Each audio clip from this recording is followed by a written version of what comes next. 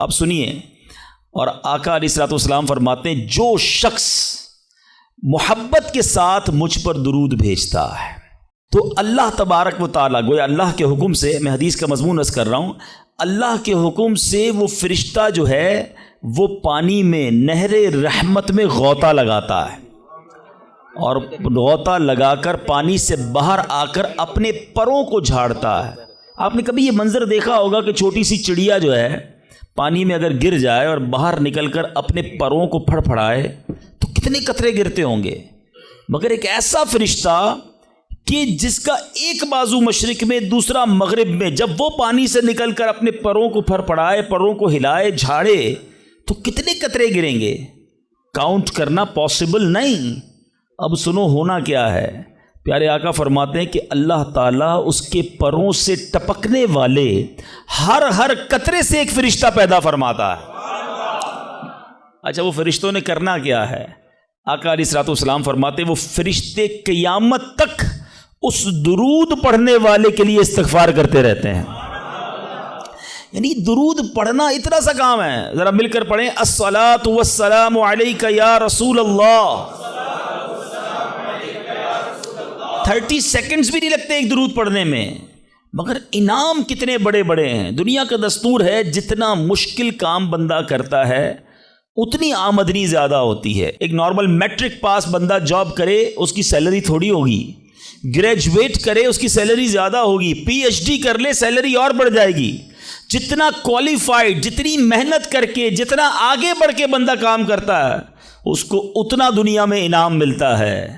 میرے رب کی رحمت دیکھو، کام تھوڑا کرتے ہیں رب زیادہ عطا فرماتا ہے۔ گویا اس کی رحمت جو ہے اپنے بندوں پر برسنا چاہتی ہے۔ اے میرے میٹھے اسلامی بھائیوں، میں بھی نیت کروں اور آپ بھی نیت کریں، ہم کم از کم روزانہ 1200 بار درود پاک پڑھیں گے۔ آج جس ٹاپک پر میں نے کچھ مدنی پھول آپ کو پیش کرنے ہیں، بیسیکلی یہ ایک ایسی عبادت ہے، یہ ایک ایسا عمل ہے جو ہمارے لیے بہت ضروری بھی ہے، مگر انفارچونیٹلی بدقسمتی سے ہماری بہت بڑی اکثریت اس کو شاید عبادت ہی نہیں سمجھتی ہے، اس کو ایک آرڈنری کام سمجھتے ہیں، ضمنی کام سمجھتے ہیں، اور اس میں اتنی توجہ بھی نہیں دیتے۔ اور اگر آج آپ توجہ سے پورا بیان سنیں گے تو آپ ریئلائز کریں گے کہ میں نے جس عبادت کی طرف آپ کی توجہ دلانی ہے وہ صرف نارمل عبادت نہیں، بلکہ حدیث میں اس کو برین آف عبادہ، مخ العبادہ کہا گیا۔ وہ عبادت ایسی ہے جو عبادتوں کا بھی مغز ہے۔ اب وہ کیا ہے وہ ضرور عرض کروں گا۔ پہلے بخاری شریف کا ایک واقعہ سنانا چاہتا ہوں، اور یہاں ایک تھوڑا سا مسکنسیپشن بھی کلیئر کرنا چاہتا ہوں، غلط فہمی یا وسوسہ، کہ کچھ لوگ یہ کہتے ہیں جناب کہ دعوت اسلامی کے اجتماع میں جاتے ہیں تو بعض اوقات وہاں واقعات بڑے سنائے جاتے ہیں، اور قرآن و حدیث کی بات کم ہوتی ہے اور واقعہ بڑا سنایا جاتا ہے۔ اب میں جو واقعہ سنانے جا رہا ہوں یہ میں نے نہیں سنانا، میرے آقا علیہ الصلوۃ والسلام نے صحابہ کرام کو سنایا تھا۔ تو یہ شاید غلط فہمی ہے کہ واقعات کا قرآن و حدیث سے تعلق نہیں ہے۔ پرابلم یہ کہ نہ ہم نے قرآن پڑھا ہے نہ حدیث پڑھی ہے۔ جنہوں نے قرآن پڑھا ہے ان سے پوچھیں کہ قرآن پاک میں واقعات کتنے ہیں۔ قرآن پاک بھرا پڑا ہے واقعات سے۔ سورہ بقرہ کو بقرہ کیوں کہتے ہیں بھائی؟ یہ ایک گائے کا واقعہ ہے، بقرہ کہتی گائے کو ہیں، ٹھیک ہے جناب۔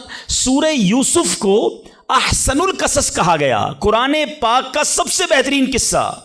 شاید آپ میں سے بہت سو کو نہیں معلوم ہوگا کہ قرآن مجید فرقان حمید میں 100 سے زیادہ واقعات موجود ہیں، مگر لوگ پتہ نہیں کیوں اریٹیٹ ہوتے ہیں۔ اس کا مطلب کیا ہوا؟ اس کے آپ پڑھے لکھے لوگ ہیں، شاید میرے پوائنٹ کو پک کر لیں گے۔ بخاری شریف کی بڑی بڑی کتابوں میں، حدیث کی جتنی بڑی کتابیں ہیں، نبی پاک نے پچھلی قوموں کے واقعے بیان کیے۔ قرآن واقعے بیان کر رہا ہے، نبی پاک واقعات بیان کر رہے ہیں۔ What is the reason behind this? اس کا مطلب یہ ہے کہ انسان کو اللہ نے جس طریقے سے بنایا ہے نا، ہمارا ذہن واقعے کو جلدی قبول کرتا ہے، ہم اسٹوری کے ذریعے بات جلدی سمجھتے ہیں۔ اور آج ماڈرن سائنس اس بات کو پک کرنے میں کامیاب ہوئی ہے۔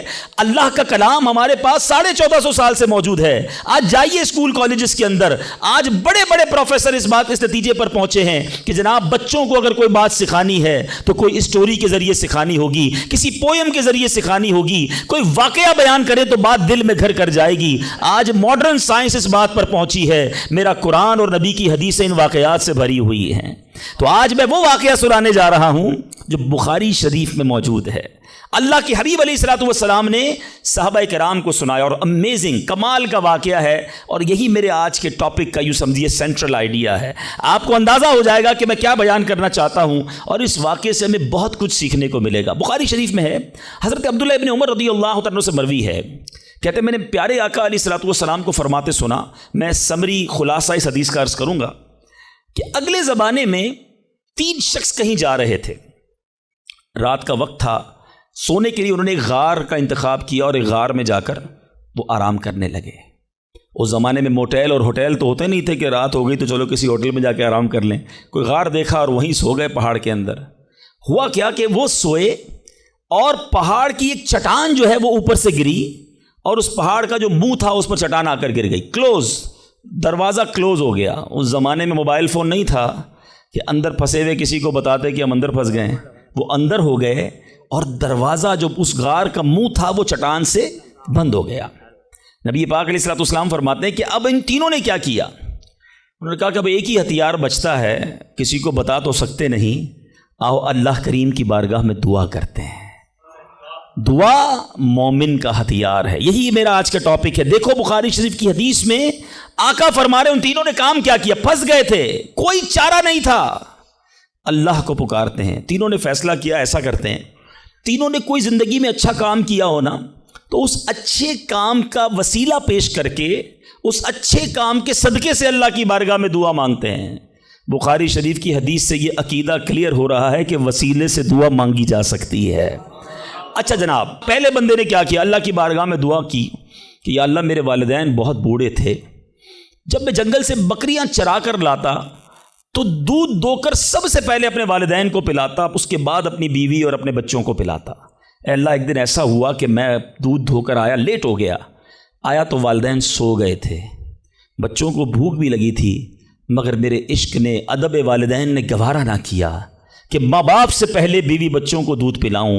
ساری رات انتظار کرتا رہا، اپنے والدین کے انتظار میں کھڑا رہا۔ میرے ادب نے یہ بھی نہ مجھے اجازت دی کہ والدین کو جگا دوں کہ آپ دودھ پی لیجئے، میں آ گیا ہوں، میں سرہانے کھڑا رہا۔ اے اللہ اگر میں نے یہ کام تیری رضا کے لیے کیا، ساری رات میں کھڑا رہا ماں باپ کے ادب میں، صبح ہو گئی تو میرے مولا اس مصیبت سے ہمیں چھٹکارا دے دے، اے اللہ اس غار سے ہمیں نکال دے۔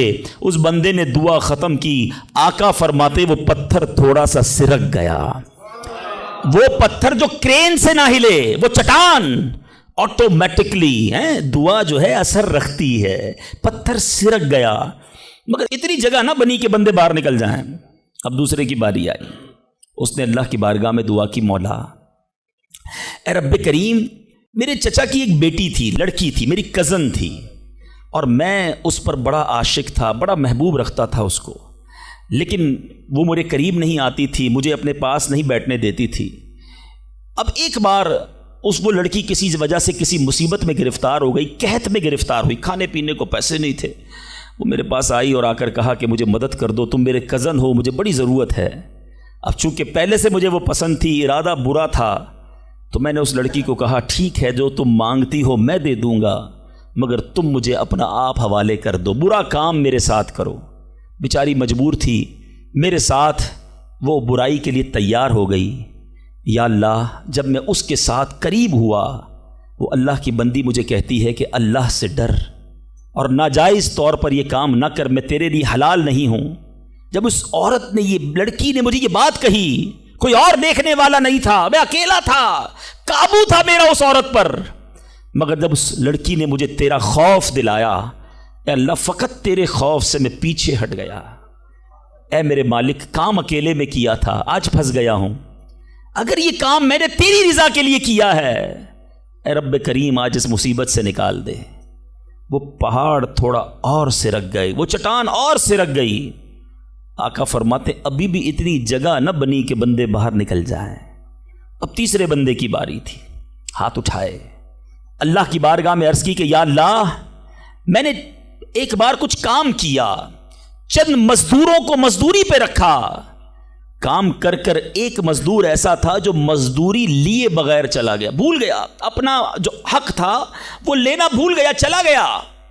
اے رب کریم، جب وہ بندہ چلا گیا میں نے اس کے پیسے کاروبار میں لگا دیے، کچھ سالوں بعد وہ مزدور پھر آیا، آ کر کہتا ہے میری مزدوری باقی رہ گئی تھی بھائی، میں لینا بھول گیا تھا، وہ پیسے مجھے دے دو۔ تو میں نے اس مزدور سے کہا کہ یہ تم اتنا بڑا ریوڑ جانوروں کا دیکھ رہے ہو، گائے بکریاں یہ سب تمہاری ہیں؟ اس نے کہا یہ ساری میری کیسے ہو سکتی ہیں؟ کہا بھائی جو تمہارے پیسے تھے میں نے کاروبار میں لگائے، کاروبار میں اللہ نے اتنی برکت ڈال دی ہے کہ یہ حصہ تمہارا ہے۔ وہ حیران ہوا، پریشان ہوا، یقین نہ آیا، مگر پھر جب میں نے کہا یہ تیرا ہی ہے، وہ مزدور سارے جانور لے گیا۔ اے میرے مالک، جو میں نے ایمانداری کی، میں نے امانت میں خیانت نہ کی، اگر یہ کام میں نے تیری رضا کے لیے کیا ہے، اے اللہ اس مصیبت سے جان چھڑا دے۔ حدیث کے الفاظ ہیں وہ پہاڑ اور سرک گیا، اب اتنا راستہ بن گیا کہ وہ تینوں باہر نکل گئے۔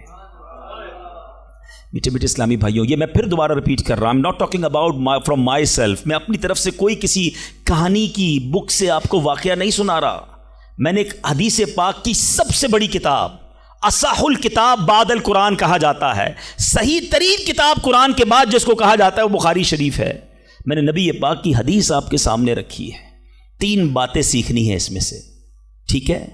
پہلا بندے نے کیا کام کیا؟ اللہ سے کیا عرض کی کہ والدین کا ادب کیا تھا، میرے مولا میں نے ماں باپ کی خدمت کی، اللہ کی بارگاہ میں یہ عمل کتنا مقبول ہوا کہ اس سے مصیبت دور کر دی گئی۔ میں ہر ٹاپک پر بہت دیر تک گفتگو کر سکتا ہوں، لیکن ظاہر ہے کہ مجھے ایک وقت کے اندر اپنا بیان کمپلیٹ کرنا ہے، میں بہت مختصر بات کر کے آگے بڑھ جاؤں گا۔ وہ لوگ جن کے ماں باپ حیات ہیں، خدا کی قسم یہ رب کی بہت بڑی نعمت ہے، ہمیشہ ان کی قدر کرنا۔ ماں باپ کا جو فرما بردار ہے وہ دنیا میں بھی کامیاب ہے اور آخرت میں بھی کامیاب ہے۔ ایک حدیث کا مضمون ہے، جس سے ماں باپ راضی اس سے اس کا رب راضی، جس کے ماں باپ اس سے ناراض اس سے اس کا رب ناراض۔ یاد رکھنا میرے بھائیوں، وہ میرے نوجوانوں جن کے ماں باپ حیات ہیں، ان کی قدر کرو، ان کی دعائیں لو، خدا کی قسم اس کو کامیابی سے کوئی نہیں روک سکتا جس کے ساتھ ماں باپ کی دعائیں ہیں، اور اس شخص کو بربادی سے کوئی نہیں روک سکتا جس کے ماں باپ اس سے ناراض ہیں۔ دنیا میں اور بہت سارے گناہ ہیں، ہر گناہ کی سزا، اس کا رزلٹ، اس کا عذاب جو ہے وہ بندے کو مرنے کے بعد پتہ چلتا ہے، مگر ماں باپ کی نافرمانی وہ گناہ ہے کہ جس کا عذاب بندے کو دنیا میں دکھایا جاتا ہے۔ جو ماں باپ کا نافرمان ہوتا ہے نا، اس کی اولاد دنیا میں اس کی نافرمان ہوتی ہے۔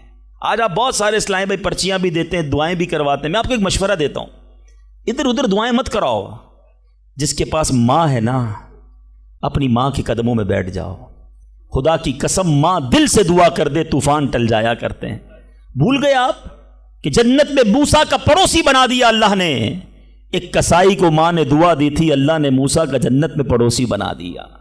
تو ماں باپ کی ادب کریں، نافرمانی نہ کریں۔ دوسری بات، بڑی اہم بات ہے، بڑے نوجوان بیٹھے ہیں یہاں پر، آج جو بے حیائی کا دور ہے، آج جو بدکاری کا دور ہے، آج جو سوشل میڈیا نے ہماری آنے والی نسلوں کو برباد کر کے رکھا ہے، فلموں نے، ڈراموں نے، ماڈرنزم نے، حیا ختم ہوتی جا رہی ہے۔ اس نوجوان نے کیا کیا تھا؟ اکیلا تھا، اس لڑکی پر قابو تھا، مگر جب خوف خدا طاری ہوا تو وہ موقع چھوڑ کر اللہ کے لیے الگ ہو گیا۔ بتائیے آج ہمارا کیا حال ہے؟ نیک نمازی دکھنے والے بھی اکیلے میں جب ہوں، اللہ نہ کرے گناہ کا موقع مل جائے، کیا اب بندہ بچتا ہے؟ ہم سوچے تو صحیح کہ ہم گناہ کرتے وقت یہ خیال تو رکھتے ہیں کوئی دیکھ نہ لے، دروازہ بند کر دو، لائٹ آف کر دو، کہیں اور چلتے ہیں، یا تو جاننے والے رہتے ہیں۔ ارے جدھر جا رہے ہو ادھر کا رب کوئی اور ہے کیا؟ اللہ ہر حال میں دیکھ رہا ہے۔ کاش یہ جملہ میرے اور آپ کے دل پر نقش کر جائے، جب حرام کرنے کو جی چاہے، جب گناہ کرنے کو جی چاہے، جب بے حیائی کرنے کو جی چاہے، اے میرے نوجوانوں نہ کرو اپنی نوجوانی کو برباد ان بے حیائیوں کے کاموں میں۔ یہ اللہ کو ناراض کرنے والا، جہنم میں جانے والا کام ہے۔ حفاظت کرو اپنی، شیطان کے واروں سے بچاؤ اپنے آپ کو۔ اور اس کی بڑی وجہ یہ سوشل میڈیا ہے. یاد رکھیے گا, پہلے نگاہ بہکتی ہے, پھر دل بہکتا ہے, پھر شرمگاہ بہکتی ہے. یہ امیر اہل سنت جو ہے نا, جو بانی دعوت اسلامی ہے, فاؤنڈر آف دعوت اسلامی, بیسیکلی یہ نباز ہیں. ان کو جتنی دنیا کی جو مزاج شناسی ہے وہ نعرہ کیوں لگاتے ہیں؟ اکثر نظریں جھکی رہیں گی. شاید بہت سو کو سمجھ نہیں آتا کہ یہ نیچی نگاہوں کی بات کیوں کرتے ہیں. آج کے دور میں جہاں ہر طرف بے پردگی ہے, ہم پاکستان کی ساری خواتین کو برقع نہیں پہنا سکتے, مگر اپنی نظروں کو تو نیچا کر سکتے ہیں نا, اپنی نگاہوں کو تو حیا کی چادر اڑا سکتے ہیں. تو خدا را اگر حرام سے بچنا ہے, گناہوں سے بچنا ہے, تو پہلے نگاہیں جھکائیے, پہلے آنکھوں سے حرام نہ دیکھیے. اور اب تیسری بات, اس حدیث میں جو بندے نے دعا کی تھی, تھوڑی سی مزدوری باقی رہ گئی, اور اس بندے نے مزدور کا حق کیسے ادا کیا کہ تھوڑے پیسوں کے لاکھوں واپس کیے. مگر آج کیا حال ہے, آج کوئی پیسے بھول جائے تو ہم کہتے چلو جان چھوٹی میرے ہو گئے ہیں. کاروبار میں حساب کتاب میں اگلے کی مسٹیک ہے, ہمیں پتہ ہے کہ یہ غلطی کر رہا ہے, اس نے پیمنٹ دی تھی لکھی نہیں ہے, مگر ہمیں معلوم ہوتے ہوئے ہم نہیں بتاتے. یار اچھا ہے بھول گیا, میرے ہو گئے نا. کسی کا مال دباتے ہوئے نہیں سوچتے, کسی کے پیسے کھاتے ہوئے. قرضہ لے کر لوگ کہتے ہیں جاؤ وصول کر سکتے ہو تو کر لو. یاد رکھیے امام اہل سنت فرماتے ہیں, جو کسی کے 3 پیسے جان بوجھ کر دبا لے, I'm not talking about millions rupees, آج لاکھوں روپے لوگ ہڑپ کر جاتے ہیں, ہزاروں ہڑپ کر جاتے ہیں. سنو, اعلیٰ حضرت فرماتے ہیں جو کسی کے 3 پیسے دبا لے, اس کو قیامت کے دن ان 3 پیسوں کے بدلے 700 با جماعت مقبول نمازیں دینی پڑ جائیں گی. کدھر سے لائیں گے ہم 700 نمازیں با جماعت مقبول؟ ایک ایک روپیہ لوگوں کا واپس کیجئے. بھول گیا ہے آپ جا کر لوٹائیے, یاد دلائیے اسے, ایسے معاف نہیں ہوگا. آج لوگ کہتے ہیں میرا بگاڑ ہی نہیں سکتا کوئی. ٹھیک ہے, آج آپ کا کوئی نہیں بگاڑ سکتا, بڑے روب والے ہیں, بڑا عہدہ ہے آپ کے پاس, آپ چودھری ہیں, آپ کسی علاقے کے بڑے ہیں, منسٹر ہیں, کونسلر ہیں, واٹ ایور. لیکن آج اگر وہ مظلوم آپ کا کچھ نہیں بگاڑ سکتا نا, یاد رکھنا کل اللہ مظلوم کے ساتھ ہوگا. قیامت کے دن مظلوم کا ہاتھ ہوگا اور ظالم کا گریبان ہوگا. اس دن حساب دینا پڑے گا. تو خدا را اگر زندگی میں کسی پر ظلم ہو گیا ہے, اگر زندگی میں کسی کا حق دبا لیا ہے, اسے نہیں پتا, آپ جا کر لوٹائیے یا تو معاف کروائیے, ورنہ قیامت کے دن مہنگا پڑ جائے گا. بہرحال میں پھر آتا ہوں اپنے ٹاپک کی طرف, اور وہ میرا ٹاپک آج ہے دعا. تو پتہ چلا کہ دعا یہ مومن کا ہتھیار ہے. مگر آج بڑا عجیب معاملہ ہے کہ دعا میں ہمارا وہ کنسنٹریشن نہیں ہوتا, دعا میں وہ توجہ ہی نہیں ہوتی. ہم شاید نماز بھی پڑھ لیں, تلاوت بھی کر لیں, جب دعا کی باری آتی ہے ہم اس کام کو بڑا آرڈنری سمجھتے ہیں. ہم سمجھتے ہیں ٹھیک ہے امام صاحب دعا کرا رہے ہیں, ہم بھی آمین کہیں, کبھی ادھر دھیان ہے, کبھی ادھر دھیان ہے, خیال کہیں اور ہے. نہیں میرے میٹھے اسلامی بھائی, ذرا دعا کی اہمیت سمجھو. دعا ہے کیا؟ دعا کس کی بارگاہ میں بات ہو رہی ہے پتہ ہے آپ کو؟ کس سے بات ہو رہی ہے؟ اللہ سے ڈائریکٹ بات ہو رہی ہے. دنیا میں کسی پرائم منسٹر, کسی صدر, کوئی بڑے بادشاہ سے بات کرنی ہو, ہمیں یہ پریولیج نہیں ملتا, ہمیں یہ آسانی تھوڑی کہ ہم ڈائریکٹ کسی سے بات کر لیں. اپوائنٹمنٹ لینا پڑتا ہے, ٹائم بڑی مشکل سے ملتا ہے, غریب آدمی کو تو ملتا بھی نہیں. بہت بڑی سورس بھی لگائیں. اچھا جناب 2 مہینے بعد آپ کی باری آئے گی, 2 منٹ بات کر سکیں گے آپ, 3 منٹ سے زیادہ بات نہیں کر سکیں گے. یعنی دنیا والوں کے پاس جا کر ٹائم لینا ڈیفیکلٹ. جو ساری کائنات کا مالک ہے, جو احکم الحاکمین ہے, جو رب العالمین ہے, ارے دنیا کا کوئی بندہ چاہے اس سے بات کرنا, اٹھائے ہاتھ اور مانگنا شروع کر دے. کوئی اپوائنٹمنٹ نہیں, کوئی سیکرٹری نہیں, nobody between you and your Allah. Direct Allah سے بات کرو جتنی کرنی ہے, اور ٹائم لمٹ بھی نہیں ہے. تم تھک سکتے ہو, تم اکتا سکتے ہو, رب کے خزانوں میں کمی نہیں ہے. اور کمال دیکھے دنیا کا, آج آپ دنیا والوں سے پیسے مانگیں, مثال دیتا ہوں, ہمارے ساتھ بھی ہوتا ہے, آپ کے ساتھ بھی ہوتا ہے, کوئی دوست تو قریب بھی ہو, آ جائے یار کہ کسی مشکل میں ہوں بھائی مدد کر دو, ہم شاید مدد کر بھی دیں, یار بڑا کلوز ہے, رشتہ دار ہے, گرائی ہے. تھوڑے دیر بعد پھر آ جائے, یار دوبارہ چاہیے پیسے, پھنس گیا ہوں, مسئلہ حل نہیں ہوا. اب شاید جیب میں مشکل سے ہاتھ جائے, لیکن یار دوست ہے, چلو دے دو. تیسری بار آ جائے, یار یہ تو مانگنے والا ہو گیا ہے, بار بار آتا ہے. چوتھی بار آ جائے تو موبائل اس کا اٹھنا بند ہو جائے گا. 5ویں بار شاید ہم اس کا نمبر بھی بلاک کر دیں گے, چوکیدار کو بھی کہہ دیں گے اس کو قریب نہیں آنے دینا, یہ تو مانگنے والا ہو گیا ہے. یہ ہے دنیا. تم اپنے اچھے دوست, करीबी रिश्तेदार से 3-4 बार मांग लो, वो अब तुमसे दूर हो जाएगा, तुम्हें बुरा कहेगा। मेरे रब करीम की शान देखो, फरमाता है उदऊनी अस्तजिब लकुम, मुझसे दुआ मांगो मैं तुम्हें अता फरमाऊंगा। उजीबु दावत दाई इज़ा दआनी, मैं दुआ मांगने वाले की दुआ कबूल करता हूं जब वो मुझे पुकारे। अल्लाह अकबर, अल्लाह ताला ज्यादा मांगने वालों से ज्यादा मोहब्बत फरमाता। एक और अजीब बात बताऊं कि अल्लाह तबारक व ताला उन बंदों से नाराज होता है? दुनिया में है कोई ऐसा सखी? करीम देखो मेरा मालिक, जो नहीं मांगता रब उससे नाराज होता है। शायर लिखते हैं ना, तू करीम ही जो ठहरा तो करम के क्या ठिकाने, तू करीम ही जो ठहरा तो करम के क्या ठिकाने, तू नवाजने पे आए तो नवाज दे जमाने। मैंने आपको कुरान की कुछ आयात के जरिए ये एहसास दिलाया कि दुआ की अहमियत क्या है। अब आओ मैं आपको आपके नबी अलैहिस्सलातु वस्सलाम की कुछ हदीसें बताता हूं, किस तरह इनकरेज किया अल्लाह के हबीब अलैहिस्सलातु वस्सलाम ने, कैसी हौसला अफजाई फरमाई है दुआ के बारे में। अल्लाह के हबीब अलैहिस्सलातु वस्सलाम फरमाते हैं, अल्लाह ताला के नज़दीक कोई चीज़ दुआ से बुजुर्गतर नहीं है। अल्लाह के नज़दीक सबसे बुजुर्ग चीज़ वो दुआ है। और दुआ को हदीस में मुखुल इबादा, इबादत का मक्स कहा गया, टॉप ऑफ द लिस्ट जो इबादत है ना वो दुआ है। मगर आज दुआ की तरफ तवज्जो ही नहीं है। हम तो समझते ठीक है, मांग ली, नहीं मांगी। अरे दुआ न मांगने वालों से रब नाराज होता है, और जो जितना मांगता है रब उससे उतना खुश होता है। मेरे मीठे इस्लामी भाइयों, अल्लाह फरमाता है, सुनो हदीस कुदसी है, ए फर्जंदे आदम, तू जब तक मुझसे दुआ करता रहे और मेरा उम्मीदवार रहेगा, मैं तेरे गुनाह कैसे ही हो माफ फरमाता रहूंगा और मुझे कुछ परवाह नहीं है।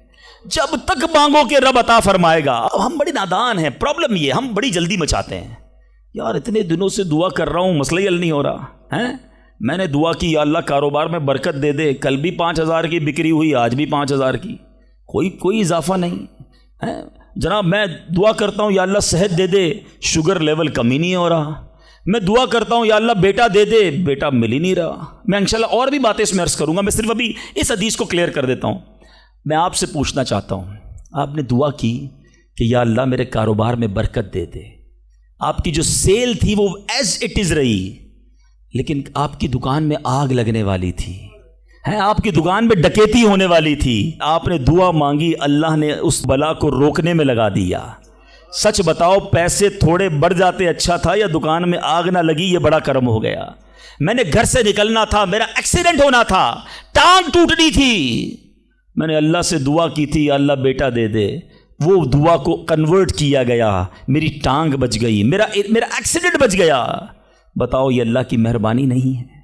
प्रॉब्लम पता है क्या है, हमें दुनिया वालों पर सब पर भरोसा है, हमें अल्लाह पर भरोसा नहीं है। हम समझते पता नहीं दुआ कबूल क्यों नहीं होती है। दुआ के आदाब में लिखा है कि अल्लाह उस बंदे की दुआ कबूल नहीं फरमाता जो दुआ की कबूलियत में जल्दी मचाता है, जो कहता है जल्दी कबूल हो जाए, बस आज ही कबूल हो जाए। अच्छा, फिर लोग शिकवे भी बड़े करते हैं, यार मैंने जुम्मे के दिन भी दुआ की, मज़ार पे जाके भी दुआ की, बुज़ुर्गों से भी दुआ कराई, किसी ने कहा काबे को देखकर पहली दुआ करो वो कबूल होगी, काबे पर भी चला गया, मैं मदीने भी गया, मेरी दुआ ही कबूल नहीं हो रही, मेरा प्रॉब्लम ही सॉल्व नहीं हो रहा। अब ज़रा 2-3 हदीसें सुनाऊंगा, ये सारी गलत फहमियाँ, ये सारे मिसकंसेप्शन अगर आप तवज्जो से सुनेंगे तो दूर हो जाएंगे। अल्लाह के हबीब अलैहिस्सलातु वस्सलाम फरमाते हैं, दुआ बंदे की 3 बातों से खाली नहीं होती, 3 में से कोई एक बेनिफिट लाजमी मिलता है। आका फरमाते हैं, या तो इसका इस दुआ के बदले गुनाह बख्श दिया जाता है, या इसमें जो मांगता है वो मिल जाता है, दुनिया में जो मांगा वो मिल गया, सेकंड ये ऑप्शन है। तीसरा फरमाया कि अल्लाह उसके लिए इस दुआ का सवाब जमा कर देता है। हदीस के अल्फाज हैं, जब बंदा क़यामत के दिन जाकर इतनी सारी नेकियां देखेगा, पहाड़ जितनी, तो अर्ज़ करेगा मौला ये काम तो मैंने नहीं किए, किधर से हुए? इरशाद होगा ये तेरी वो दुआएं हैं जो दुनिया में कबूल ना हुई थी, इसका सवाब हमने जमा कर दिया है। बंदा क़यामत के दिन तमन्ना करेगा, काश मेरी दुनिया में कोई दुआ ही कबूल ना होती, इतना अजर, इतना सवाब। तो इसका मतलब क्या हुआ कि दुआ मांगते वक्त कंजूसी ना किया करो। ईच एंड एवरी वर्ड, हर लम्हा आपका दुआ में इबादत है, और ये आपके नामा अमाल में बढ़ोतरी का सबब है। दुआ में ये ना सोचा करो कि पता नहीं क्या मिलना है, नहीं मिलना, यकीनन मिलना है। अब दूसरी हदीस सुनो और ईमान ताज़ा होगा। अल्लाह के हबीब अलैहिस्सलातु वस्सलाम फरमाते हैं, जिसका मजमून है کہ جب کوئی فاسق فاجر گناہ گار دعا کرتا ہے، بعض اوقات یہ بھی خیال آتا ہے، شیطان ہے نا، یار میں 5 ٹائم نماز بھی پڑھتا ہوں، میں روزے بھی رکھتا ہوں، میں درود بھی پڑھتا ہوں، میں زکوٰۃ بھی دیتا ہوں، میرے کام سیدھے ہوتے نہیں ہیں، میری دعائیں قبول ہوتی نہیں، وہ برابر میں میرا پڑوسی ہے، ایک وقت کی نماز پڑھتا نہیں ہے، کام سارے اس کے الٹے ہیں، کاروبار اس کا ترقی کر رہا ہے، گھر اس کے بن رہے ہیں، یہ کیا ماجرا ہے؟ اول تو ہمیں یہ سوچنا نہیں چاہیے کہ میں نیک ہوں، ہر وقت ہمیں یہ سوچنا چاہیے کہ میں سب سے برا ہوں، میری بہت ساری خطائیں، لیکن اس کے باوجود اب جو میں حدیث سنانے جا رہا ہوں یہ بہت سو کی بہت بڑی کنفیوژن کو دور کر دے گی۔ اللہ کے حبیب علیہ الصلوۃ والسلام فرماتے ہیں، جس کا مضمون ہے جب کوئی فاسق فاجر گناہ گار شخص اللہ کی بارگاہ میں دعا کرتا ہے، اللہ فرشتوں سے فرماتا ہے اس کا کام جلدی کر دو۔ کیوں؟ فرماتا ہے اس کا مانگنا پسند نہیں آ رہا، اس کی آواز اچھی نہیں، جلدی کام کر دو۔ اور فرمایا جب اللہ کا کوئی نیک بندہ، رب کا محبوب جب اللہ کی بارگاہ میں دعا کرتا ہے، اللہ فرشتوں سے فرماتا ہے ابھی اس کو نہ دینا، ابھی اس کا کام نہ کرنا، اس کو اور مانگنے دو، مجھے اس کا مانگنا بڑا پسند آ رہا۔ میں آپ سے پوچھتا ہوں خدا کی قسم، میں جو مانگوں وہ مجھے میرا رب دے دے، یہ اچھا ہے یا زندگی میں ایک دعا میں ایسی کروں کہ اللہ جبریل سے کہے کہ میرے بندے کا کام نہ کرنا، اس کو اور مانگنے دو، اے میرے فرشتوں اور مانگنے دو، مجھے اس کا مانگنا بڑا پسند آ رہا ہے۔ کاش زندگی میں ایک دعا، مجھے بتاؤ نا، میرا رب یہ کہہ دے کہ میرے بندے کی آواز مجھے پسند ہے، پھر تو میرا کام ہو گیا نا، میرے رب کو میں پسند آ گیا، اس سے بڑی کیا چیز ہے؟ مگر بدقسمتی ہے اس شخص کے لیے جو اللہ کی بارگاہ میں شکوہ کرتا ہے کہ میرا کام نہیں ہو رہا، میری دعا قبول نہیں ہو رہی۔ جلدی نہ مچایا کرو، اللہ پر بھروسہ رکھو۔ اور اب آخری بات سے اور آپ کا کلاؤڈ کلیئر ہو جائے گا۔ وہ لوگ جو کہتے ہیں پتہ نہیں میرے مسئلے حل کیوں نہیں ہو رہے، میں اللہ کی بارگاہ میں اتنا دعا کرتا ہوں مسئلہ حل نہیں ہوتا۔ سنو، اب میں آپ کو ایک لاجیکلی مثال دیتا ہوں یا عقلی مثال دیتا ہوں۔ آپ والد ہیں، آپ میں سے بہت سارے والد ہوں گے، کئی بڑے بھائی ہوں گے، آپ نے بچے پالے ہیں یا کئی ابھی بھی بچے والے ہیں۔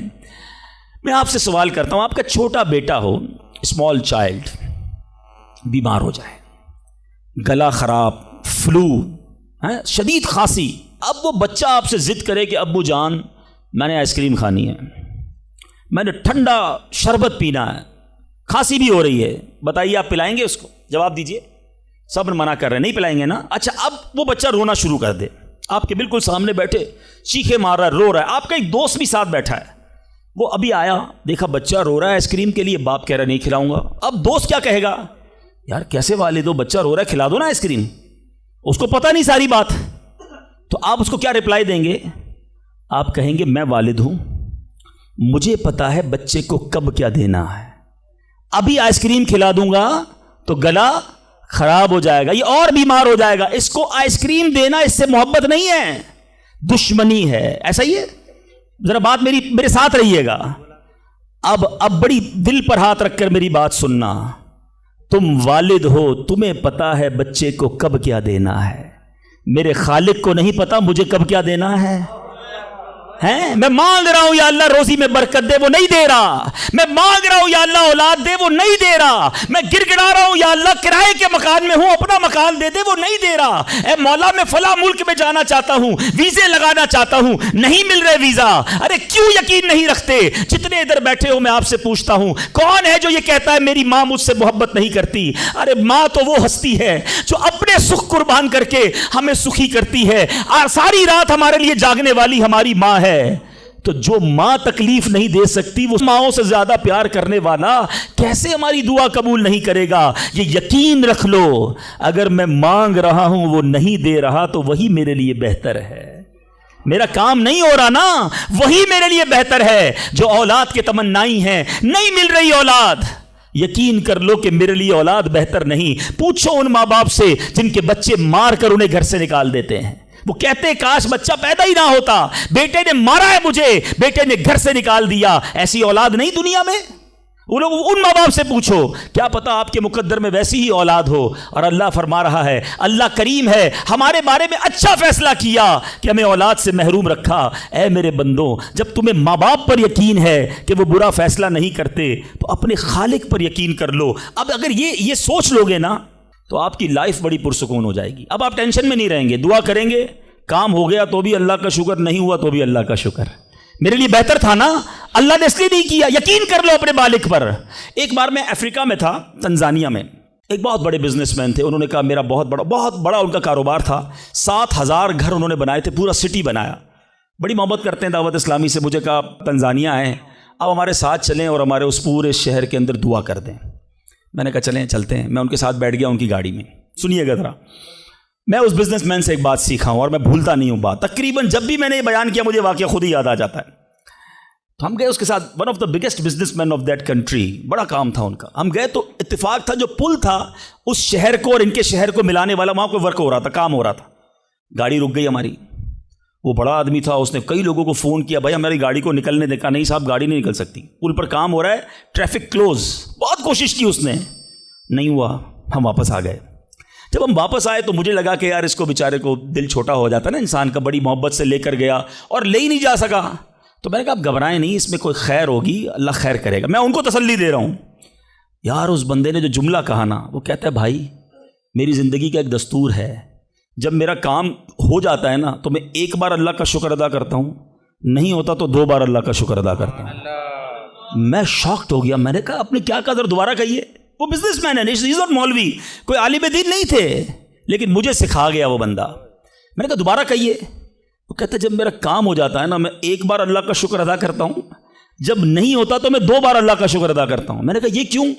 کہتے نہیں کس نے کیا، کام نہیں ہوا تو کس کی مرضی سے ہوا، ہم دونوں کا جانا وہاں ٹھیک ہی نہیں تھا، جب ہی روڈ بند ہو گیا، اللہ نے جو کیا میرے مالک نے بہتر کیا۔ میں نے کہا یار آپ کمال کی شخصیت ہو، میں اتنا خوش ہوا اس بندے سے۔ یہ فارمولہ یاد کر لو، لائف پرسکون ہو جائے گی۔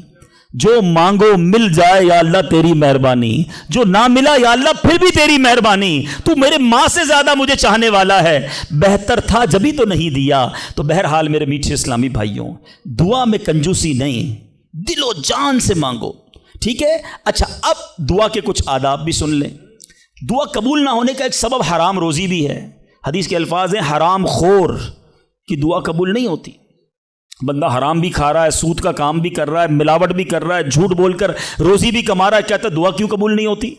ایک بار حضرت موسیٰ علیہ نبینا علیہ الصلوۃ والسلام نے ایک شخص کو دیکھا، بڑا رو رہا تھا، بڑا گر گڑا رہا تھا، یا اللہ میری دعا قبول کر لے، یا اللہ میری دعا قبول کر لے۔ حضرت موسیٰ نے دیکھا، اللہ سے عرض کی مولا تیرا بندہ کتنا رو رہا ہے، گر گڑا رہا ہے، میرے مالک اس کی دعا قبول کر لے۔ ارشاد ہوا اے موسیٰ یہ اتنا روئے کہ روتے روتے مر جائے، اتنے ہاتھ اٹھائے کہ اس کے ہاتھ آسمان کو چھو لیں۔ اے موسیٰ میں نے اس کی دعا قبول نہیں کرنی۔ عرض کی مولا کیا وجہ ہے؟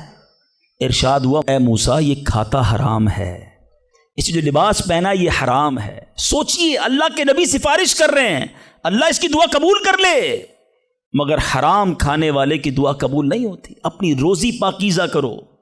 آپ میں سارے چاہتے ہیں نا مستجاب الدعوات بن جائیں۔ مستجاب الدعوات کے معنی کیا ہے؟ جس کی ساری دعائیں قبول ہوں، سب چاہتے ہو نا؟ حضرت سعد بن ابی وقاص نے پیارے آقا سے سوال کیا، کیا بیوٹیفل کویسچن کر لیا، ہمارے کام سیدھا ہو گیا۔ آقا سے عرض کی یا رسول اللہ میں مستجاب الدعوات بننا چاہتا ہوں، I want to be a مستجاب الدعوات۔ نبی پاک نے کوئی لمبا چوڑا، آپ کو تو پورا سلیبس دیا جاتا ہے نا، پی ایچ ڈی کرنا ہے تو اتنی کتابیں پڑھو، ایم بی بی ایس کرنا ہے تو اتنی کتابیں پڑھو، لیکن مستجاب الدعوات تو کمال ہو گیا نا، اس سے بڑی ڈگری ہے کوئی؟ جو دعا مانگو وہ مل جائے، کوئی بڑا سلیبس نہیں دیا نبی پاک نے، اتنے سال روزے رکھو، اتنی تلاوت کرو، اتنے سجدے کرو، اتنے طواف کرو۔ سنو، ایک لائن میں میرے آقا نے جواب دے دیا، فرمایا اے سعد اپنے لقمے پاکیزہ کر لو تو مستجاب الدعوات ہو جاؤ گے۔ That's it۔ غذا پاکیزہ ہو، آپ کی دعائیں قبول ہونا شروع ہو جائیں گی۔ ایک اور بڑی اہم بات جو مسٹیک کر جاتے ہیں وہ کیا ہے کہ ہم دعا کے اندر فوکس نہیں کرتے۔ یاد رکھیں اللہ غافل دل کی دعا نہیں سنتا، یاد رکھیے گا۔ مثال کے طور پہ ہم دعا کرتے وقت آمین، کبھی ادھر دیکھ رہے ہیں آمین آمین آمین، بات اللہ سے کر رہے ہو اور دھیان کہیں اور ہے۔ اس کو میں آپ کی اگزامپل دیتا ہوں، آپ میں سے کئی ٹیچرز بیٹھے ہوں گے، پروفیسر بیٹھے ہوں گے، سیٹھ بیٹھے ہوں گے، والد بیٹھے ہوں گے، آپ کا اسٹوڈنٹ آپ کے سامنے بیٹھا ہے، آپ کا بیٹا آپ کے سامنے بیٹھا ہے، آپ کا ماتحت آپ کے سامنے بیٹھا، آپ اس کو بڑا کوئی بات سمجھا رہے ہیں، بیٹا دیکھو یوں کرنا یوں کرنا ہے، وہ کبھی ادھر دیکھے کبھی ادھر دیکھے، کبھی موبائل نکال لے، کیسا لگے گا آپ کو؟ کمال ہے یار، میں تم سے بات کر رہا ہوں، اور تمہارا دھیان کہیں اور ہے. توجہ سے سنو. آپ کو برا لگتا ہے آپ کا بچہ آپ کی بات نہ سنے, تم رب کی بارگاہ میں ہاتھ اٹھا کر دھیان کہیں اور ہے, کدھر سے دعا قبول ہوگی؟ یہ بے ادبی ہے. بارگاہ الہی میں حاضر ہیں تو بس فوکس, پتہ چلے میں کس کے دربار میں ہوں, آنکھیں جھکی ہوں, ادب سے بندہ بیٹھے وضو کر کے, ہیں اس کا خیال مالک کے دربار کی طرف ہو کہ غلام ایک مجرم بادشاہ کے دربار میں ہاتھ اٹھائے بھکاری بن کر حاضر ہوا ہے. پھر دیکھیں کیسے عطا ملتی ہے. ایک اور مسٹیک, دعا قبول نہ ہونے کا ایک سبب, اور وہ ہے یقین. ایک بڑا پرابلم یہ ہے, بندہ کہتا ہے یار چلو مانگ لیتے ہیں, باقی ہوتی نہیں اپنی دعا قبول. ہے روایتوں کا مضمون ہے جو بندہ یہ کہے نا کہ دعا پتہ نہیں قبول ہوگی یا نہیں, اس کی قبول ہی نہیں ہونی ہے, وہ نہ مانگے. یقین چاہیے, وہ بلیف چاہیے, وہ یقین ساتھ ہو تو پھر دعا عرش تک جاتی ہے.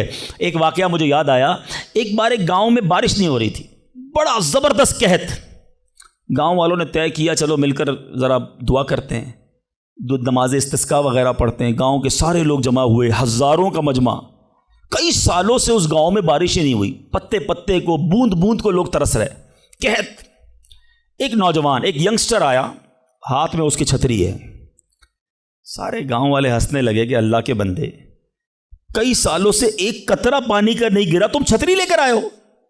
اس نوجوان نے کمال کا جواب دیا کہ جس سے مانگنے آئے ہیں وہی تو برسانے والا ہے. اب اگر اس نے برسا دی تو کیا بھیگتے ہوئے جاؤں گا؟ اب ہوا یہی, کتاب میں لکھا سب نے دعا مانگی, نوجوان کے یقین کی برکت سے دعا کے دوران موسلا دھار بارش شروع ہو گئی. سارا گاؤں بھیگتے ہوئے گیا, نوجوان چھتری کے نیچے چلتا ہوا جا رہا ہے. یقین ہوگا تو کام ہوگا, دعا پر یقین نہیں تو اللہ پر ہی یقین نہیں ہے تو کام کیسے ہوگا؟ یہ تو چند میں نے آداب بیان کر دیے.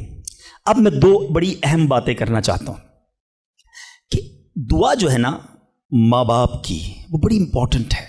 بعض اوقات ہم سمجھتے ہیں کہ یار کام نہیں ہو سکتا میرا, بڑا ٹپیکل ہے, میں بڑی مشکل میں پھنس گیا ہوں, میرے مسائل بہت ہیں, یہ مسئلہ حل ہو ہی نہیں سکتا, میں اتنے بڑے قرضے میں آ گیا ہوں کہ وہ قرضہ کیسے اترے گا, میں ساری زندگی نوکری کرتا رہا ہوں, قرضہ تو نہیں اترنا, میری یہ بیماری ڈاکٹر کہتے ٹھیک ہی نہیں ہوگی. یہاں آ کر ہمارا کانفیڈنس شیک ہو جاتا ہے, ہم اللہ سے بھروسہ اٹھا لیتے ہیں, ہمیں لگتا ہے نہیں یار یہ پرابلم سالو نہیں ہو سکتا. آج ایک بات سیکھ کر جانا, جو پرابلم آپ کے سامنے بہت بڑا ہے نا وہ آپ کے لیے بڑا ہے. ان اللہ علی کل شیء قدیر, میرا مالک جب چاہے جیسے چاہے حکم فرمائے اور مسئلہ حل ہو سکتا ہے. اب میں آپ کو اس کو لاجیکلی سمجھاتا ہوں. ایک آپ نے دیکھا ہوگا آپ کے گھر میں چونٹیاں چلتی ہیں, بازوں کا چونٹیاں ہوتی ہیں نا, اب چونٹی جا رہی ہے, آپ اس کے سامنے سیب رکھ دیں. اب چونٹی کی طرف رہ کر سوچیں, چونٹی دیکھے گی اتنی بڑی چیز سیب, چونٹی کے لیے وہ سیب پہاڑ ہے, چونٹی ہٹا سکتی ہے اس کو؟ نہیں. وہ کیا کرے گی, کھڑی رہے گی یا تو راستہ بدل دے گی, یار اتنی بڑی چیز سامنے آ گئی میں تو کچھ نہیں کر سکتی. وہی سیب آپ واپس اٹھا کے جیب میں رکھ لیں, چونٹی کا راستہ کلیئر. بات سمجھ رہے میری؟ سیب چونٹی کے لیے کیا تھا, پہاڑ, آپ کے لیے کیا ہے, سیب. آپ نے اٹھایا واپس جیب میں رکھ لیا, چونٹی کے سامنے سے پہاڑ ہٹ گیا. جو پرابلم میرے اور آپ کے سامنے ہے نا, میرے لیے پہاڑ ہے, آپ کے لیے پہاڑ ہے, آپ کو لگتا ہے سالو ہی نہیں ہو سکتا.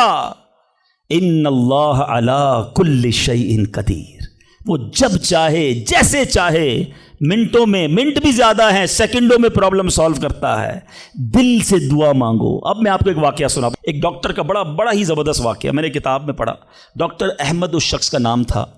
ایک کنٹری میں وہ بڑا زبردست ڈاکٹر تھا اور one of the biggest doctor of that country.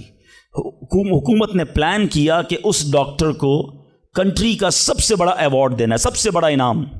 ایک سیمینار مقرر کیا گیا, اس کو ایز اے اسپیشل گیسٹ مہمان خصوصی بلایا گیا. کہا دنیا بھر سے لوگ بلائیں گے, پاکستان کے یا اس ملک کے بڑے لوگ آئیں گے, آپ کو گفٹ دیا جائے گا, آپ کو ایوارڈ دیا جائے گا. ڈاکٹر صاحب بڑے خوش کہ میرے اعزاز میں اتنی بڑی تقریب. مثال دیتا ہوں, ان کی منڈے کو تقریب تھی, سنڈے کو انہوں نے فلائٹ بک کر لی کیپٹل جانے کے لیے, دارالحکومت میں جانے کے لیے. سنڈے کو جب فلائٹ ٹیک آف ہوتی ہے, بڑے خوش ہیں ڈاکٹر صاحب کے لائف ٹائم ایک ایسا ایوارڈ مجھے ملنے والا ہے جو پوری زندگی میں نہیں ملا مجھے. فلائٹ ٹیک آف ہوئی اور جہاز جو ہے وہ جیسے ہی ٹیک آف ہوا تھوڑی دیر بعد موسم خراب ہو گیا. جہاز میں بڑے ہچکولے آنے لگے, بڑی گھبراہٹ ان کو ہو گئی, ایسا لگا کہ جہاز کہیں حادثے کا شکار نہ ہو جائے. کیپٹن نے اعلان کیا کہ جہاز میں کوئی فنی خرابی ہے, موسم بھی بڑا خراب ہے, ہمیں کسی چھوٹے سے ایئرپورٹ پر جہاز اتارنا پڑے گا. اس جہاز کو ایک چھوٹے ایئرپورٹ پر خیریت سے لینڈ کروایا گیا. سب لوگوں نے سکون کا سانس لیا. ڈاکٹر صاحب پریشان تھے کہ مجھے آج کسی صورت بھی کیپٹل دارالحکومت پہنچنا ہے, کل ایوارڈ میرے لیے ہے, ساری دنیا آنی ہے اور میں نہیں پہنچ سکا. ڈاکٹر صاحب ویٹ کرتے رہے کہ اب کب اڑے گا. ایئرپورٹ کے عملے نے کہا کہ حضور آج جہاز نہیں اڑ سکتا, یہ جہاز میں ایسی خرابی ہے, ہمارا ایئرپورٹ بھی بہت چھوٹا ہے, ہمارے یہاں کوئی ٹیکنیکل اسٹاف نہیں ہے, یہ کل ہو سکے گا. ڈاکٹر صاحب کہے میں مر جاؤں گا, بہت بڑا پرابلم ہو جائے گا, مجھے کل بہت بڑا ایوارڈ ملنا ہے, مجھے کیپٹل پہنچنا ضروری ہے. کہ دیکھیں اگر آپ نے واقعی وہاں پہنچنا ہے نا تو اس کا آسان حل یہ, آپ گاڑی کرائے پہ لیں, جہاں جانا ہے وہ 6-7 گھنٹے کی ڈرائیو ہے, آپ رات تک پہنچ جائیں گے, آپ جہاز کا انتظار نہ کریں. ڈاکٹر صاحب کو مشورہ سمجھ آیا, رینٹ کار لی, گاڑی ڈرائیو کرنا شروع کی. سارے راستے میں بارش, بجلی چمک رہی ہے, اکیلا ڈرائیور گاڑی چلا رہا ہے. ڈاکٹر صاحب اچانک اس کو سمجھ ہی نہیں آئی, راستہ پہلی بار تھا, وہ کسی ان نون راستے پر چڑھ گیا, موٹر وے سے اتر کر کسی چھوٹے راستے پہ چلا گیا. چلتے چلتے چلتے بارش زبردست, بھوک زیادہ لگی. ڈاکٹر کو احساس ہو گیا کہ میں غلط راستے پر آ گیا ہوں. اب بارش بھی اتنی, بھوک سے برا حال. دیکھا ایک چھوٹا سا گھر, اس میں بلب جل رہا تھا. اس ڈاکٹر نے گاڑی وہاں پارک کی, دروازہ نوک کیا. ایک بوڑھی خاتون باہر نکلی. کہا بیٹا کون ہو؟ کہا ماں جی راستہ بھول گیا ہوں, بارش بہت ہے. کہا بیٹا اندر آ جاؤ. اس خاتون نے جو گھر میں کھانا بنا تھا ڈاکٹر کو پیش کیا. ڈاکٹر احمد کو بھوک بڑی لگی تھی, کھانا کھا لیا. اب اس بوڑھی ماں کے پیچھے ڈاکٹر نے دیکھا ایک جوان بیٹا بستر پر لیٹا ہے. کہا ماں جی یہ کون ہے؟ کہا بیٹا میرا پوتا ہے, شدید بیمار ہے. میں غریب عورت ہوں مگر میرے پوتے کو جو میری زندگی کا سہارا, ایک ایسی بیماری ہو گئی ہے, ہمارے گاؤں میں نے کئی ڈاکٹروں کو دکھایا ہے. ڈاکٹر کہتے ہیں کہ اس کا علاج پاکستان میں ایک ہی ڈاکٹر ہے جس کا نام ڈاکٹر احمد ہے, وہی کر سکتا ہے. بیٹا ہر نماز کے بعد دعا کرتی ہوں کہ اتنے پیسے جمع ہو جائیں کہ میں اپنے اس معذور بیٹے کو ڈاکٹر احمد کے پاس لے جاؤں. تم مجھے مسافر لگتے ہو, ذرا تم بھی دعا کر دو میرے بیٹے کا علاج ہو جائے. ڈاکٹر احمد دسترخوان پر بیٹھ کر رونے لگا. کہتا ہے ماں جی میرے جہاز کا خراب ہونا, چھوٹے ایئرپورٹ پر اترنا, میری گاڑی کا راستہ بھولنا اور آپ ہی کے دروازے پر آ کر کھڑے ہونا, یہ فقط آپ کی دعاؤں کا ثمرہ ہے. میں ہی ڈاکٹر احمد ہوں, آج آپ کے گھر میں آ گیا ہوں, میں آپ کے بیٹے کا علاج کروں گا. یہ ہے دعا. اللہ سے دعا کرو تو گھبراؤ نہیں, اللہ سے دعا کرو تو یقین رکھو, اگر واقعی دل سے دعا ہے تو رب راستے بنائے گا, وہ غیب سے مدد فرمائے گا. مجھے لگتا ہے میرا مسئلہ بڑا ہے, اور پھر میں وہی بات کروں گا کہ جس کی ماں زندہ ہے, خدا کی قسم ماں کی دعائیں لے لو, پوچھو ان سے جن کی ماں چلی گئی ہے. آج جس کی ماں نہیں نا,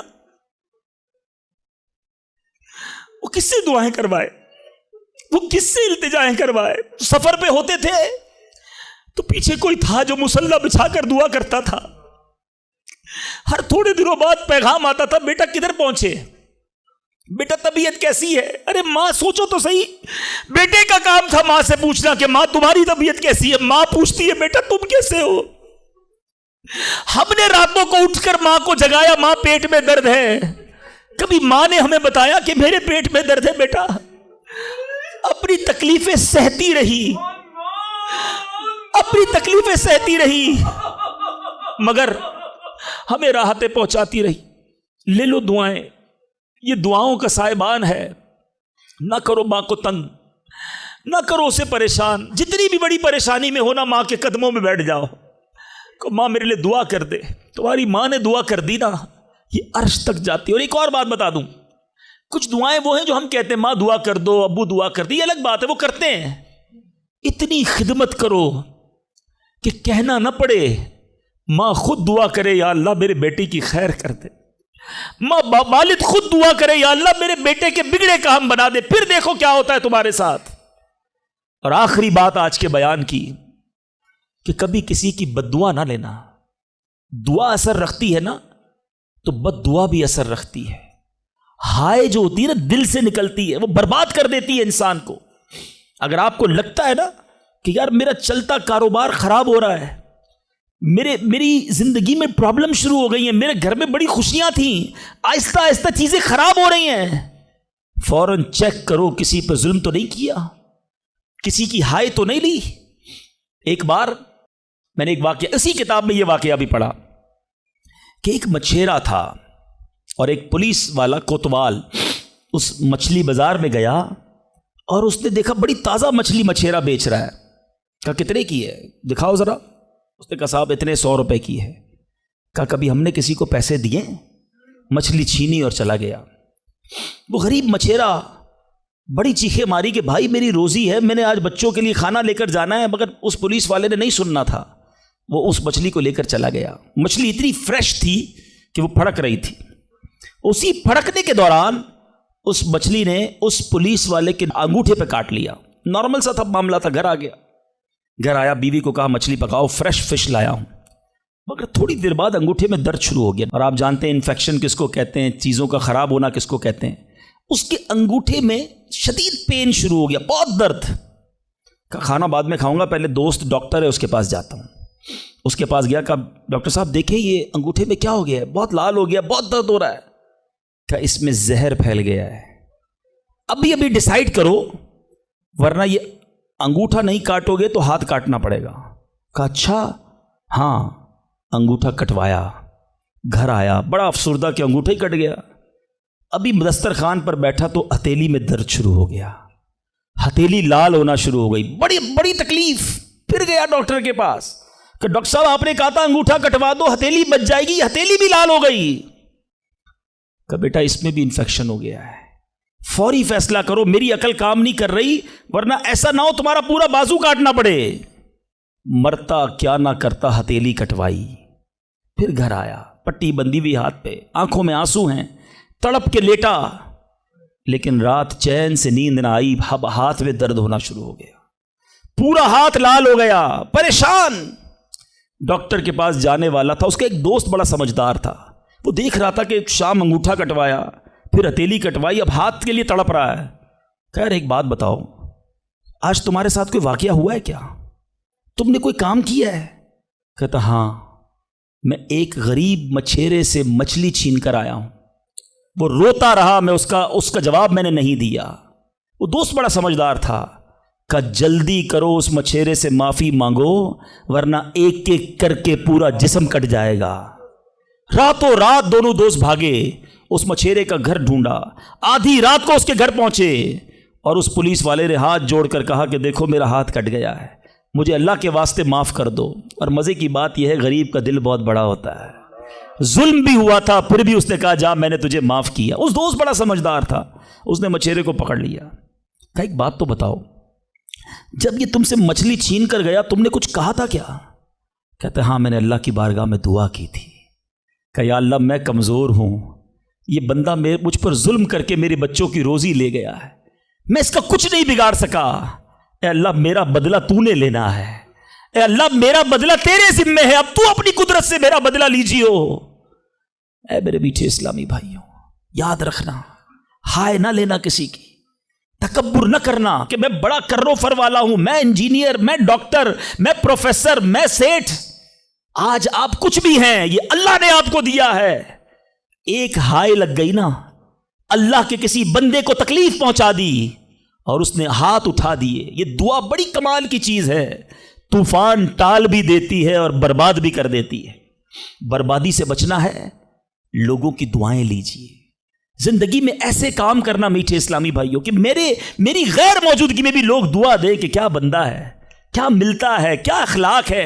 ایسا نہ کرنا کہ کسی سے مل کر جاؤ تو جانے کے بعد لوگ کہیں اتنا غرور, اتنا تکبر, مجھے ذلیل کر کے گیا. آج ملازم کو ہم ذلیل کر دیتے ہیں, آج بیوی بچوں کے سامنے گالیاں نکالتے ہیں, آج لوگ ہم سے ڈرتے ہیں. یاد رکھو یہ عزت نہیں ہے. آج آپ کا, اگر میں جو پروفیسر بیٹھے ان سے کہنا چاہتا ہوں, آپ ٹیچر ہیں اور آپ کے اسٹوڈنٹ آپ کا ادب کرتے ہیں, یہ ادب ہے یا ڈر ہے چیک کیجئے. آپ کے سامنے جو ادب کرے اور پیچھے گالیاں دے وہ ادب نہیں, وہ عزت نہیں. عزت یہ ہے کہ میں سامنے نہ بھی ہوں تو لوگ کہیں کہ کمال کا آدمی ہے. اللہ اس کی خیر فرمائے. کاش میں ایسی زندگی گزارنے میں کامیاب ہو جاؤں, آپ گزارنے میں کامیاب ہو جائیں کہ جب دنیا سے جائیں نا تو لوگ ہاتھ اٹھا کر دعا کریں, مغفرت کی دعا کریں, ہمارے اچھے کام انہیں یاد آئے. لوگوں کے دلوں میں نفرتیں نہ ڈالو. آج کسی پر ظلم کر کے روب جما کر اس کو دھوس میں لے کر ہم اپنا کام تو نکال لیتے ہیں, مگر یاد رکھنا وہ بھی بندہ رب کا ہے, اللہ کا بندہ ہے, نبی پاک کا امتی ہے, اس کا بھی کنیکشن ہے. اور اگر تڑپ کر اس نے دعا کر دی نا تو ہماری بربادی کوئی نہیں روک سکے گا. اگر میرا کوئی بھائی ایسا بیٹھا ہے نا جو دیکھ رہا ہے کہ یار کاروبار ڈاؤن ہو رہا ہے، فیملی ڈسٹرب ہو رہی ہے، صحت گڑبڑ ہو رہی ہے، کچھ چیزیں بکھرتی محسوس ہو رہی ہیں، فوراً الرٹ ہو جائیں، چیک کریں ملازمین سے ظلم تو نہیں ہو رہا، پڑوسیوں کو تکلیف تو نہیں ہو رہی، بیوی بچے تو پریشان نہیں، ماں باپ بہن بھائی رشتہ دار خالہ ماموں چاچا بہت پریشان ہیں لوگوں سے، ہم سمجھتے ہیں ہم سب ٹھیک ہے، نہیں سب ٹھیک نہیں ہے، دل توڑے ہوئے ہیں، ذلیل کیا ہوا ہے ہم نے، دنیا کو بانٹتے ہیں، اپنوں کو پریشان کیا ہوا ہے۔ جو شریعت سکھاتی ہے کہ سب سے زیادہ حق ہے ہمارے ماں باپ کا ہم پر، پھر ہمارے گھر والوں کا، پھر ہمارے رشتہ داروں کا، ساری دنیا خوش ہے اور رشتہ دار پریشان ہے ہم سے۔ تو اے میرے میٹھے اسلامی بھائیوں، آج کے اس مختصر بیان میں نے 2-3 ایسپیکٹ آپ کے سامنے رکھے ہیں۔ امپورٹنس آف دعا، کتنی ضروری ہے دعا، کتنی برکت والی چیز ہے دعا۔ گھبراؤ نہیں، مانگو اللہ سے، ڈرو نہیں، کنجوسی نہیں کرو، ادب سے مانگو، فوکس کے ساتھ مانگو، یقین کے ساتھ مانگو، جتنا مانگنا ہے مانگو۔ اور دوسری بات، حرام سے بچنا ہے تاکہ دعائیں قبول ہوں، اور نہ ملے تو شکوہ نہیں، ہر حال میں اللہ کا شکر ادا کرنا ہے۔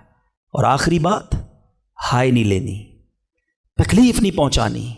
اللہ تعالیٰ مجھے اور آپ کو مسلمانوں کا خیر خواہ بنا دے، مسلمانوں کے دلوں میں خوشی داخل کرنے والا بنائے، اور یہی دعوت اسلامی کا میسج ہے۔ ہم میلاد منانے جمع ہوئے ہیں، نبی پاک کے گویا میلاد کا مہینہ آ گیا، کیا کیا میرے آقا نے ساری زندگی؟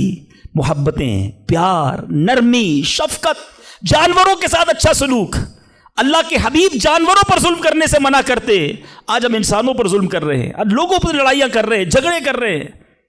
ایک غلطی معاف کرنے کے لیے بندہ تیار نہیں ہوتا، کہتا نہیں جناب اینٹ کا جواب پتھر سے دوں گا، اس نے مجھے کیسے گالی نکالی، جانتا نہیں میں کون ہوں۔ بھول گئے؟ سلام اس پر کہ جس نے گالیاں سن کر دعائیں دیں، سلام اس پر کہ جس نے خوں کے پیاسوں کو کبائیں دیں۔ میرے آقا وہ ہیں جو گالیاں سن کر دعائیں دیتے، اور ہم کہتے ہیں نبی کا امتی ہوں، غلام ہوں۔ کیسے غلام ہو؟ لڑائی جھگڑے کے لیے ہر وقت تیار رہتے ہو، نہیں چھوڑوں گا، بدلہ لوں گا۔ خاندانی دشمنیاں چل رہی ہیں، کئی نسلوں سے دشمنیاں چل رہی ہیں۔ اللہ کے بندوں کیا ہو گیا ہے؟ ہم اس نبی کے امتی ہیں کہ جنہوں نے قاتلانہ حملہ کیا، اللہ کے حبیب نے انہیں بھی معاف فرما دیا، اور ہم معاف کرنے کے لیے تیار نہیں ہیں۔ ایک آخری روایت سن لو، کاش دل میں اتر جائے میری بات۔ اللہ کے حبیب علیہ الصلوۃ والسلام فرماتے ہیں، جس کا مضمون ہے جو معاف نہیں کرتا اسے معاف نہیں کیا جائے گا، اور جو رحم نہیں کرتا اس پر بھی رحم نہیں کیا جائے گا۔ مرضی ہے آپ کی، نہ کریں معاف، کریں دشمنیاں، قیامت کے دن تیار رہنا، پھر ہمیں بھی معاف نہیں کیا جائے گا۔ بندوں کو معاف کرو، درگزر کرو، اور اللہ سے دعا کرو، یا اللہ میں بندہ ہوں، میں نے تیری رضا کے لیے بندے معاف کر دیے، تو خالق ہے، تو مجھے معاف فرما دے۔ شب قدر کی دعا یاد ہے؟